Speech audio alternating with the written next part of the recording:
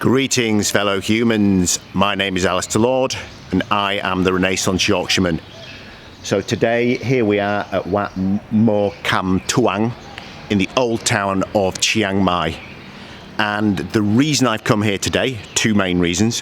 One is that I'm staying at a guest house literally less than 1 minute walk from here. So it's a convenient place for me to video. And the second is I want to talk about a particular pose of a Buddha statue, which they have here. Now, Thailand is a predominantly Buddhist country. It's commonly, the figure commonly quoted is 93% Buddhist. I'm a Buddhist convert, as it happens. Now, as I'm sure you understand and appreciate, Buddhism is an Asian religion and probably more than 99% of Buddhists are Asians. So I, like Tina Turner and Richard Gere, am a ethnic minority Buddhist.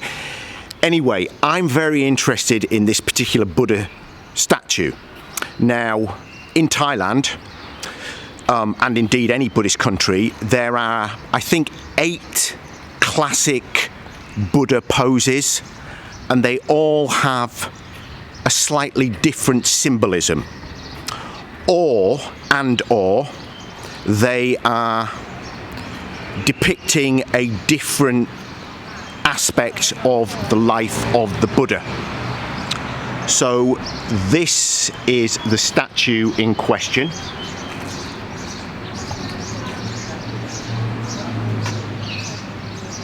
Now, as you can see in this particular statue, the Buddha has one hand in his lap, one hand that is reaching towards the ground.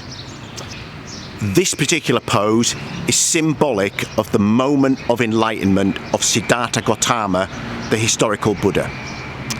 So the story goes something like this. The Buddha grows up as a prince and his father builds 3 different palaces, and the Buddha lives in a different palace, or at this point he's not the Buddha, he's Siddhartha Gautama, and he lives in a different palace depending on the season of the year, whether it's rainy season, hot season or winter. And this is in northern India, what's now probably Nepal. So at some point he decides he wants to leave the palace and go on a quest for enlightenment. So he does that, he leaves the palace. There's a whole story about how this happens. And he goes off and he lives with some ascetics in the forest. And he lives on a grain of rice, 1 grain of rice a day for a year, and he almost dies. And then he realizes that this isn't the way to gain enlightenment. And after this, he eats a full bowl of rice and he leaves the other ascetics. They kick him out and he lives in the forest by himself, meditating.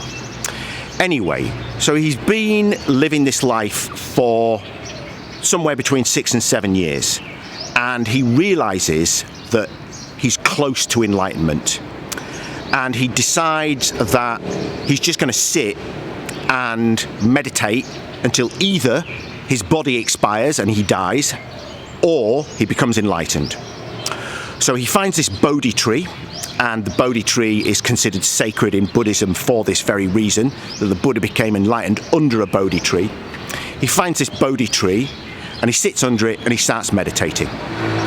So several days go by, and I believe that it's on day 6, or in fact the night. Day 6 comes and goes and it's night, and this demon by the name of Mara, who's from Hindu cosmology, because Buddhism essentially is a heresy of Hinduism in a not dissimilar way that Christianity is a heresy of Judaism. Anyway, that's a subject for another video. So he's sitting under the tree, night falls of day 6, and Mara is aware that the Buddha is close to enlightenment, and he doesn't want Siddhartha Gautama to become enlightened because he doesn't want this example for humans. He wants humans to stay in this kind of base position of, being slaves to their kind of baser instincts, violence, sex, overindulgence in food and alcohol and things like that. So he decides to send his daughters to tempt the Buddha. So Mara's daughters, who are extremely beautiful, go and try and tempt the Buddha. So they take him, you know, lovely food, fine wines, you know, the offer of sex and indulgence. But the Buddha's just not interested. Siddhartha just, you know, ignores them, and they go away. Anyway, the demon Mara is enraged by this. So he sends an army to attack the Buddha. So they're throwing javelins and firing arrows and spears and stuff. And these demonic weapons have no power over the Buddha because he's in such a state of equanimity. It's like having a force field of super chilledness. And these weapons just dissolve. And on the morning of so as the sun is rising on day 7, Mara's army they have to leave, because this is the way it goes with demons in the Hindu cosmology. You know, the sun rises, they have to go back to their realm. They can no longer exist on planet Earth. So the Buddha's alone. There's no one there. Mara has gone, the armies have gone, his daughters have gone. And his mind clears, and in that moment he becomes enlightened as the sun is rising on day 7. And there's nobody there. And he puts his hand down and he touches the earth and he says, "The earth is my witness." And that's it. He becomes enlightened. And I think this is a really beautiful story, because it's like we live in a world of YouTube and Instagram and look at me, and you know, narcissism is getting bigger.